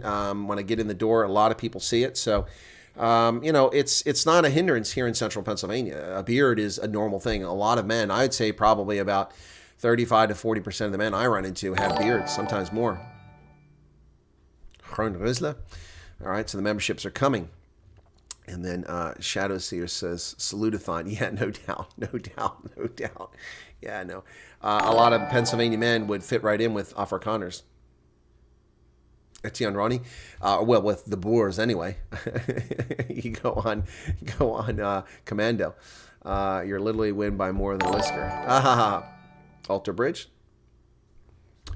Yep. And Warwick Schultz. Hey, Warwick never comments, but does win an occasional free membership extension, which is pretty cool. Falston is the ladies. What? Jacques Clote is also the membership there. No, it's not fake news. Men tell me it all the time, man. And they're not gay. They're not gay. Well, I don't think they're gay. Warwick Schultz. Yeah, no, I hear it all the time. All the time. People like, that's an epic beard. Man, that's an incredible beard. Now, there's a guy who's in the VFW, a Marine, who has a long beard like I had, kind of trimmed it up, and we joke all the time about beards. It's pretty interesting. Yeah, we need to change that chime. What do you mean change the chime? I said, I can probably change it. I hadn't thought about that. That's in the software.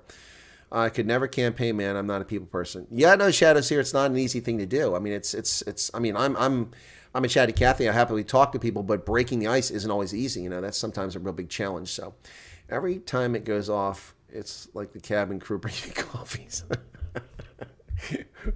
So you're drinking a lot of coffee there, are you? Yeah, Grun says to keep the beard. They're just jealous. Yeah, I know. I mean, the beard is there. I have to shave. If I try to grow facial, I look like a dog's chew tennis ball. See, that's what a lot of people discover. I mean, I had no idea that I could grow a beard like this. I mean, honestly, it was, and it wasn't intentional. We've talked about this before. The beard is epic and conveys traditional wisdom and strength. It's a great trademark, easily recognizable. Thank you, Light Rain. I agree with that. I agree 100%. I think that's good. And also the short, military style haircut is also kind of my trademark too. I don't drink coffee, but I like looking. Art gets digging a hole here. He's getting himself in trouble today. Anyway, folks, it's Friday, March 8th, 2024, and we're just enjoying ourselves now. So anyway, so Ronaldo also running re-election. No shadows here. Ronaldo, I believe, is on the member of the provincial legislature list. So provided that the DA gets enough, I think that's the one. I don't think he's on the MP list. Too late, Arctic. We already know what you meant. At the coffee doesn't count. Once you get through the 2 weeks, the beard is easy. What's the 2 weeks? The first 2 weeks of growing it? Yeah, anyway, so yeah, but I mean, look, I'm not a hair sweet person. I mean, look at this. I mean, I'm not a hairy person. Just a couple of hairs on the arms there, no hair, no chest hair there. I'm not a hairy person. So this was a surprise that I could grow a beard, man. No, Gavin, that's great news from Ronaldo. Yeah, I think that's the case. And Michael says, yeah, that's what he's talking about after 2 weeks. Yeah, no, I actually like the Clooney look, the couple days unshaven look. But I got to be honest. I mean, because I wasn't exercising most of last year, I weigh about 10, 15 pounds more than I'm comfortable with weighing right now. I'm not obese, I'm not even fat, but it's more than I'm used to. I've always been rail thin, so it's something I'm getting accustomed to. But I suspect if I shave my beard, I might have a chubby face that I don't recognize. If I shave my beard, I probably wouldn't recognize myself. Paulie is, shave it off. But of course, Paulie didn't give a super chat, so he gets no vote in this. Paulie didn't give a super chat, so he gets no say in the beard whatsoever. You're just the brains behind the operation, Paulie. Be quiet. Go back behind the scenes there. Change my hair color to look different. Yeah, no, I thought about that. I mean, look, I'm not vain about the hair. I mean, I want to have hair, and thank goodness I do. Look at that. Look at that hair, man. That is good stuff. Anyway, but I thought about, dyeing my hair a different color just to play around, but no, I'm not doing that. Paulie's laughing. Yeah, he's laughing. He's not putting up a super chat though. Yeah, no, Ronaldo. I'm not sure which list he's on, but he's on one of them. Also, Ian Cameron is on the parliamentary list for the Democratic Alliance. So we'll see where that goes. Ian has agreed to come on the program, but nailing him down is always difficult. He's a very busy guy. So. Know why pilot wears why do pilots wear epaulets? I wear epaulets, but why do pilots wear epaulets? Did you know that Terry Crews isn't actually bald? He just likes the look. Yeah. Well, it's funny because remember on an episode of Seinfeld, she was dating a guy who shaved his head bald. Elaine was dating this guy who shaved his head bald, and so Jerry's like, why does he shave his head? And she's like, no, he's not bald. He just does that for years. That's his symbol. And then so they get to talking, and Jerry's like, well, he'd probably look a lot better if he had hair. So she convinces him to grow his hair back. And it's been so long, he's been shaving his head that he's got male pattern baldness and doesn't even know it. So it starts coming back in. It's like a widow's peak. It's all missing here. Pounds? What are you talking about, pounds? Who's talking about pounds? Handlebars so they can carry you home after whiskey time. Ah, okay. The guys in my office from security always ask me how the man with the beard who came to see me. Are you serious, Lavin? That's awesome. That's awesome. And I had the long beard then. Yeah, that was really cool. By the way, thank you for inviting me in. It was nice to pop in there and see where all the cool stuff happens in Santon. So yeah, cheerleading all the way. Trump should shave his head and grow a goatee. He looked like the guy from Breaking Bad, that bad actor, Bryan Cranston. Oh, that guy's a cranky toad. He is. Why are Democrats always such cranky and unpleasant people? Alyssa Milano, Cher, what's her name there? Not the Ricky Lake wannabe, I can't remember her name, the one who has armed guards and complains about weapons all the time. The one that was in A League of Their Own, what's her name there? I can't think of her name there. Anyway, but all of these leftists are always just so unpleasant. You see Alec Baldwin. Yeah, Alyssa Milano is a pain. Yeah, Alyssa Milano. I'm not talking about her, though. I'm talking about the other one there. Gosh, what's her name? Can't draw it right now. Morgan Fairchild is a leftist? I had no idea. She is incredibly good looking for her age still. Yep. Yep, see, the beard is famous. Yep. As much as I dislike Biden, I have to say his speech was powerful stuff. The handlers gave him 10 Red Bulls. I didn't see it all. I just saw parts of it, and it was all nasty. Simple, nobody wants to be drinking with him. Oh, The View. I'm not talking about The View. Yeah, Rosie O'Donnell just came to me. Rosie O'Donnell. Oh, my, she is a nasty person. Nasty piece of work. All these leftists are just so cranky and evil. Whereas you get, conservatives, they're hopeful. Kevin Sorbo, a very hopeful guy, lovely guy, conservative. We see lots of conservatives are just good people and just fantastic. Reba McEntire, lovely person. Yep. Anyway, so yeah, it's just crazy stuff. 77 likes, 67 people here. I missed right. Whoopi Goldberg. Oh, she is a nasty, nasty person. 18 minutes late. The speaker just sat there feeling. Well, it wasn't Brandon's fault. Did you see last night these people? By the way, were any of them hauled off to the D.C. jail to be in prison for their obstructing an official proceeding? Last night, they illegally protested and put flags on the street, blocking the president from getting to the Capitol. They interfered with official proceeding. These are terrorists. By the definition of the Democratic January 6th Committee, all the people protesting on behalf of Gaza and Hamas last night should all be put in prison and sent away for 18 years. I mean, that's the recourse when people interfere with an official proceeding, isn't it? Right? I mean, that's how it works, isn't it?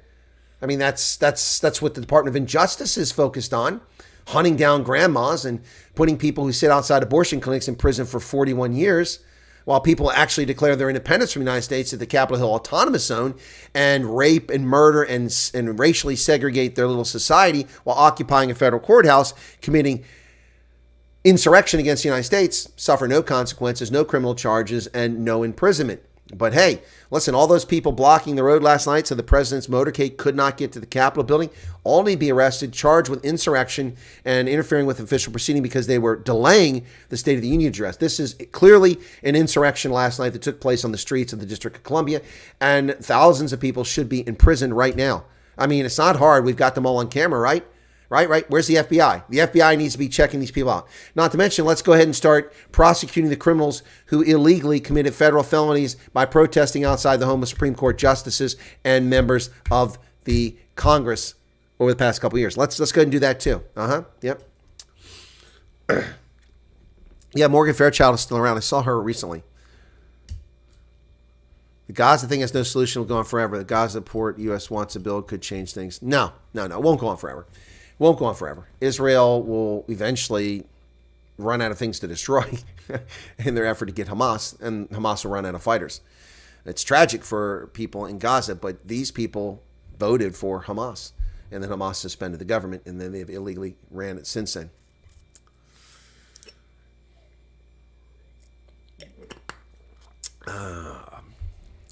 Okay, I never knew that. Thanks for the context. I thought he was held up with a nappy change. No, there was, well, that's because the media isn't covering it. Let me look and see about what the news says. Let's look on Google. Google News search. We'll do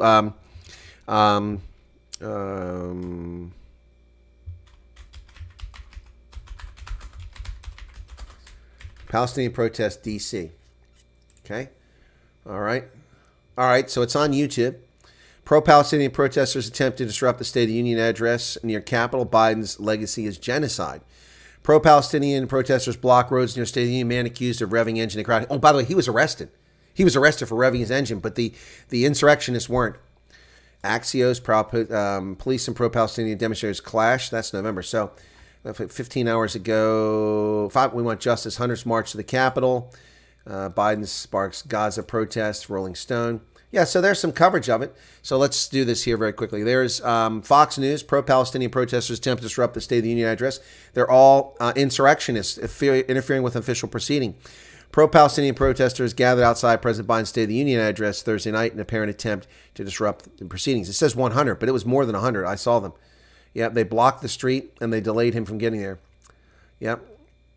So, Fox 5 DC reported earlier today that another pro-Palestinian protest had taken place near Lafayette Square at 6 p.m. Yep, so there you go. Demonstrators with Jewish Voice for Peace attempt to block Biden's motorcade. These are criminals. These people are interfering with official proceeding. They're committing insurrection and domestic terrorism against the United States by the January 6th committee's own definition. They should be locked away forever in a D.C. jail. Driver accused of menacing crowd at pro-Palestinian protest near Capitol, and he's arrested. Demonstrators block roads downtown as Biden is set to deliver a statement. So these people block this man from getting through the road, and he's the one that gets arrested.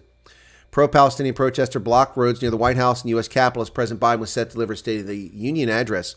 Police arrest a man who allegedly revved his engine and headed toward one such crowd of demonstrators. The man stopped his car, a white Ford Mustang with Massachusetts license plates. He was getting out when police forced him to the ground and handcuffed him. He said, I'm only 18 years old. I'm only 18 years old. Well, commit a crime, commit a crime. Yep. D.C. police report made public Friday said officers with a civil disturbance unit saw a man drive his vehicle into a street that contained First Amendment activity and rev the engine. Excuse me? First Amendment activity? No, that's insurrection. First Amendment activity, going and, seeking a right of redress from the federal government, that doesn't exist. That part of the First Amendment was suspended on January 6th. If you seek redress from your government with authorized protest, you are an insurrectionist. Or so we've been told by the corrupt Democrats. Yeah. Report says the driver revved his engine multiple times, causing hysteria, and disobeyed multiple verbal commands from officers to get out of the vehicle. It says the man forcefully tried to remove officers' hands from being detained. Police have not said what. Well, that's a very different story than what was reported last night, that he revved it multiple times. The police told him to get out of the vehicle, so he got arrested. But these people, that's not the police described it as a First Amendment. No, it's not a First Amendment action. You can't block a public street. You can't lie down a public street and block the president of the United States from going to the Capitol building. This is insurrection. This is lawlessness. These people need to be in jail, becoming butt pirates.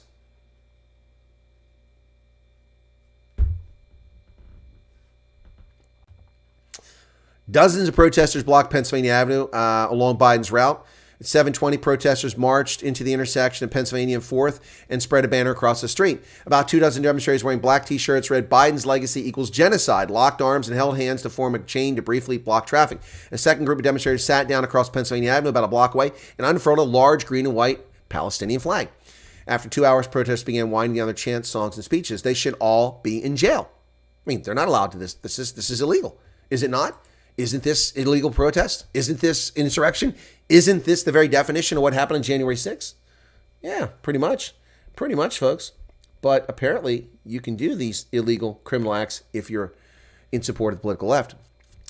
Didn't know about this. I thought you were talking about the Biden fans all getting greedy. The longest entrance in history. Enter the front, Brandon. No. This is what happened last night. These people illegally protested, blocked the route. They interfered with official proceedings. These are the charges people are going to jail for 20 years, 18 years. People getting 6 years in jail, 3 years in jail for interfering with official proceeding. That's what they did. Never mind endangering the safety of the President of the United States. I'm sure there's a charge for that. It is terrorism. It's what it is. It's terrorism. They could have protested on the mall. They could have gone on the mall, march up and down on the grass. Woo, we love Hamas. We love Hamas. We love Hamas. They could have done that all night long. They wouldn't have obstructed the president's route, but no, they intentionally went on Pennsylvania Avenue to distract, delay, and endanger the life of a sitting president. They are criminals. Criminals. There's no question about it. Now, for the leftists that will watch this and go, well, that's just silly. That's hysteria. I'm being facetious, making a point here. Yes, Gavin, you're late. We talked about the $93 million. The question is whether he has to pay it personally or the taxpayer will have to pay it.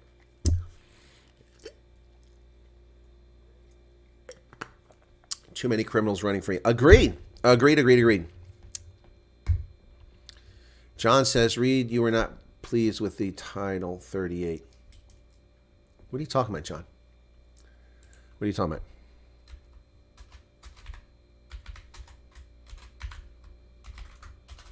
What are you talking about?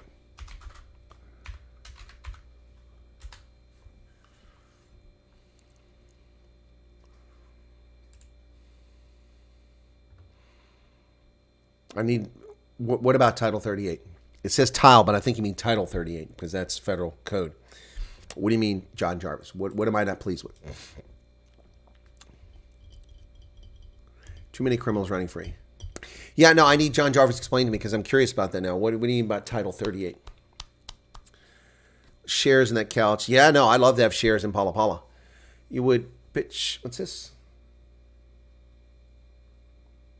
Who would you pitch as a 2028 candidate? It is too soon. Too soon. There are a lot of good people out there, but it's too soon. Let's just get through November and hope this country survives that long. And we can turn around this messed up foreign policy and stop the world from burning, end the conflict.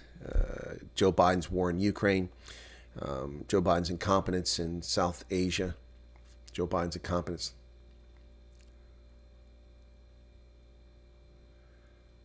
What is Tile 38? I don't know what Tile 38 is.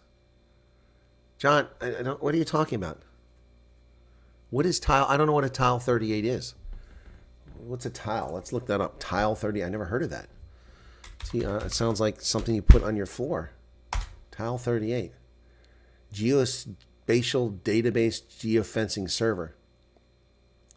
Real-time geospatial and geofencing. I'm sorry. John, I'm not being difficult. I don't know what you're talking about, man. Tile 38. I don't know what that means. Are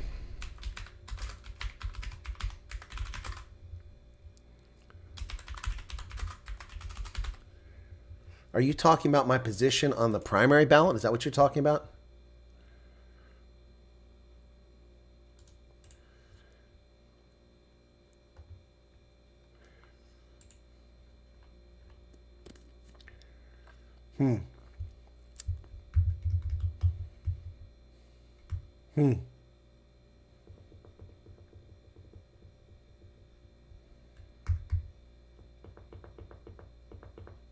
I'm not sure what you're getting at.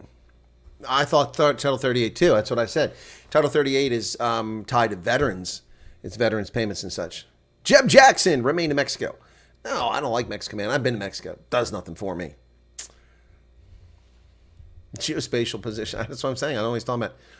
Okay. Nobody's paying interest on the couch matter. Yeah, nobody's paying at all for that couch matter. By the way, at 1 o'clock here, I'm at 13 kilowatts already. That's not bad. Good start. Yesterday I had 29, so 13, that's almost half. And I've still got a good 5 hours of sunlight here. Cool. That's good news. I don't know what John's talking about, man. I'm trying to answer his question there, but I'm just very confused. So if you're curious about my site, it definitely has what I'm supposed to have on there. So all disclaimers, me being uniform. You know, it's silly because people abuse that. A lot of people got in trouble with that in the 2022 election. A lot of veterans, one guy put every image on his website, every image on his material he handed out everything was him in uniform, and basically he was trying to convey that he's a soldier.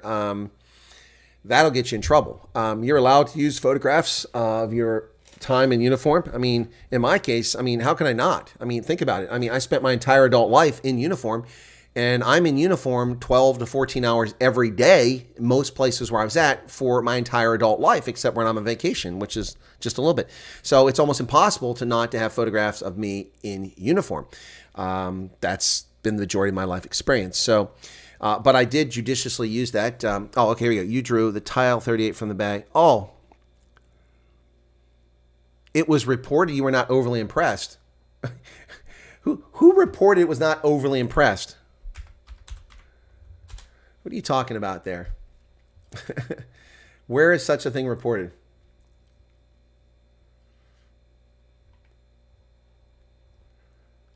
What's this thing? Is this from VoteBeat? From Carter Walker?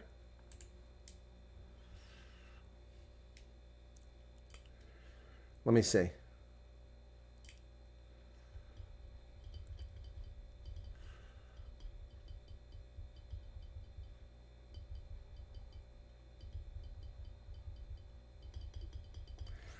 Okay, well, I was reported in here. It says Wyatt, a retired U.S. Army colonel, felt it was important to attend in person.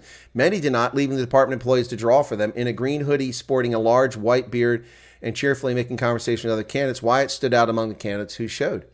That's a high-speed, high-tech method, he joked as he watched the department employee repeatedly shake the bag containing the tiles. She's going to have a sore arm by the end of this. During municipal election years, counties also have to go through the selection process. All right, so, here you go. Wyatt said he doesn't believe in doing any ritual to increase his luck, though perhaps he could have used it. He strode confidently up the podium as the department employee gave the bag several good shakes before motioning for him to reach in and grab his tile. Oof, that didn't go well, he said, after drawing number 38. Well, I'm not thrilled. Still, Wyatt shrugged off the bad tile and didn't seem particularly discouraged. There is still plenty of campaigning in front of him. The ballot position is only one factor. The key is to get in front of people, he said. Meet people. That's actually is that what you're talking about? Is that what you're talking about, John?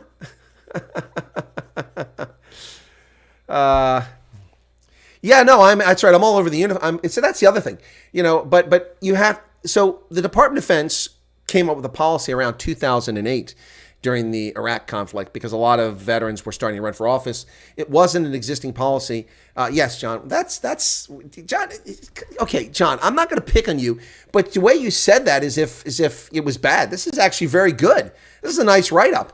I didn't know he told me he's going to write this story. That's from February 29th. Yeah. Actually, one of my opponents is the photo he used. He didn't get a picture of me. He got a picture of my opponent. Yeah, drawing it out of the bag there. So anyway, the photos of me probably weren't that good because I was busy laughing, pulling it out. Yeah, John. Yeah, okay. Vote beat Pennsylvania. That's what he's talking about, folks. Here, this is actually a very good story. So hang on a second here. Let me put this into where are we at? Right there. So you guys, if you want to go check it out, Vote Beat, and go drive up the guy's numbers because he's doing a good job reporting on elections, and he wrote something nice about me. That's actually pretty good. Yeah, it's very jocular. Yeah. Is it reasonable to call the Patriotic Alliance's rhetoric fascist, nationalist? Certainly nationalist. I don't know if it's fascist. It depends. Depends on what you're saying. Yeah, no, it's not stolen. But in 2008, the U.S. Department of Defense created a policy saying that veterans had to, identify that being in uniform was not an endorsement by the Department of Defense. And in fact, as I said, if we go there to my webpage, you'll see that it says non-endorsement. So here you go. Photo does not imply Department of Defense endorsement. So that's there. And then here's another one. Photo does not imply Department of Defense endorsement. There, I'm a lieutenant colonel. Somebody's asking if the Army has lieutenant colonels. Yeah, that's when I was lieutenant colonel. That's the day I was promoted to lieutenant colonel from major in Monrovia. Interesting fact, folks, here. I was never promoted in America. Never promoted in America. In my entire military career, I was promoted in advanced to another rank or grade overseas. So I was a PV2 in basic training and was promoted to PFC in Germany, promoted to specialist in Germany, promoted to sergeant in Germany. Came back to the Army, came back to the States, went to university. I was commissioned as a lieutenant, so that's not a promotion, that's a commission. I became a second lieutenant, promoted to first lieutenant in Gelnhausen, promoted to captain in Hanau, both in Germany. Then I was promoted to major in Tunisia, promoted to lieutenant colonel in Monrovia, Liberia, and promoted to full colonel in Kampala, Uganda. Never promoted in America. Yeah, well, we were all young. We were soldiers once and young. Yep, that's right. Yep. So, John, thanks for pointing that out. I appreciate that, but the way you pointed it out made it sound like it was a bad thing. That's actually a good story. I mean, I like that. I'm gonna have to share that with people. Yeah, wow, that came out pretty good. Where the heck are we at here? So I don't need that. Get rid of that. All right, where's that story at? Vote Beat inside. Yeah, so that's a pretty good one. Pretty good one there. Yep. So I forgot about this because that was about a week after the drawing. So yeah. Yeah. Yeah, that's right. All right. Said so. Saja Blackwell approached the front of the room. She did a little dance, excitement, a shimmy as she pumped both fists in the air. All right, she said, as a woman standing in front of her shook a green leather bag filled with number towels in preparation for Blackwell, a candidate for the 10th Legislative District in West Philadelphia, to select one. 35, I feel alive, she sang after pulling out her tile. Wasn't a game of chance at local American Legion outposts. Instead, it was an official function of the Pennsylvania Department of State held in Harrisburg last week. State House candidates had gathered to draw numbers, establishing the order in which they would appear on the upcoming primary ballot. Yeah, states have a variety of ways. So, yeah. No, this is roughly 24 House candidates, some with their families, attended the drawing, which was held in the echoey atrium at the Keystone Building. Yep. Anyway, more than 300 candidates are running for the State House, but the room felt empty and candidates chatted in groups of 2 or 3 as they waited. Then the process unfolded. Yeah. If you listen to them alphabetically, that's not fair. I would have come at the end of the alphabet and said William Chris Wyatt, a Republican candidate for State House. By having the lottery, it balances things out. Yeah, exactly. If you just list them alphabetically, it'd be fair. I wouldn't be at the bottom every time. So yeah, I like the lottery. I got no problem with that. Oh my goodness, yeah. Yeah, being at the top of the ballot can be a boost for candidates with little name recognition, as an MIT Election Lab summary on the topic put it. Research into ballot order effects has mostly confirmed common sense beliefs on the subject that appearing first increases candidates' chance of performing well in election. True. You're going to read through the names from top to bottom, and being at the top is an advantage, Brittany Crampsey, a Pennsylvania-based Democratic political consultant, said after the drawing. She added this is particularly true in low-information races with a large field of candidates, which is my race. Yep. High speed, high tech. Yeah, I forgot I said that. It's by Carter Walker here. I'm going to have to share that with people. So, yeah, Garrett got his second lieutenant in Kimberly. Yep, cool beans. Anyway, so we're down over 50 people here, so we're going to wrap it up. I didn't know these always went for almost 2 hours here. I've got some stuff I've got to do here. Do you ever come down to Camp Shelby? No, never been to Camp Shelby, Jeb. Never been. I've been to Grayling. I've been to Camp Perry. And I've been to Camp Atterbury. Those are all in Indiana, Michigan, and Ohio. So, no, I've never been to Shelby. Yep. Wait. Is Shelby the new name for one of the, I'm sorry. Is Shelby a new name for, like, Fort Bragg or, Fort Gordon or something like that? Nick got the first strike middle nowhere outside of Bloemfontein in the wild. Crazy, nothing special. Just being a Lance Corporal, just drilling troops back and forth to the mess. There you go. Yep. Yeah, I can't keep track. I don't know what Fort Bragg is called now. I don't know what Fort Rucker is called now. I don't know what Fort Hood is going to be called. Yeah, it's crazy stuff. Hattiesburg. Oh, okay, no, it's a National Guard. That's the one I was thinking with. Oh, there's a Camp Shelby. No, I've never been there. Never been there.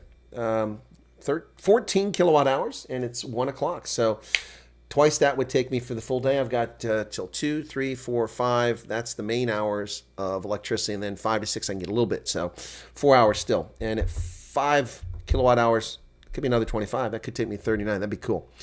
Debbie says, thanks. It's been a great hangout, having a fun Friday. All right, you guys take care. I'm going to wrap it up here. God bless. Have a good weekend. Be safe. Don't forget, tomorrow, it hasn't been posted yet, but on Rugby Ascendant, I will be covering the Six Nations. I'll be covering Scotland and Italy, and then England, Ireland. So thanks a lot for being here. And Paulie never did do that super chat for the beard shaving. Ireland's going to be chewing sanitary pads after England beats them. Well, I don't know. We'll see. We'll see what happens there. But I would like to see, I think I want Ireland to lose, although I'm an Ireland fan because I want Scotland to win. But I think Ireland's going to walk away with this one. So we'll see. All right. I already did my Super Bowl picks. Cheers, everybody. Thanks for tuning in. God bless.